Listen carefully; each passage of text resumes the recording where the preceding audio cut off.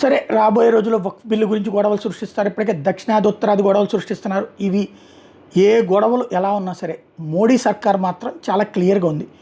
వక్ఫ్ amendment bill ఈ ఏడాదిలోనే అమల్లోకి వచ్చేస్తుంది. అది రంజాన్ అయిన తర్వాత ఆచరణలోకి తీసుకురావచ్చు. నెంబర్ 1. 27వ సంవత్సరం కల్లా జనాభా లెక్కల సేకరణ, డీలిమిటేషన్ పూర్తి చేసేయాలన్నటువంటిది మొండిగానే ముందుకెళ్ళడానికి సిద్ధంగా ఉన్నారు. ఆ తర్వాతన ఇవన్నీ పూర్తి చేసుకున్నాక పీఓకే, పాక్ ఆక్యుపైడ్ కాశ్మీర్ ప్రాంతాన్ని మార్చి 25కి వచ్చే 2027 మార్చి 25 నాటికి భారత్లో కలపాలన్నటువంటి ఆలోచన ఉందన్నటువంటిది ఢిల్లీ సర్కిల్స్లో వినబడుతోంది.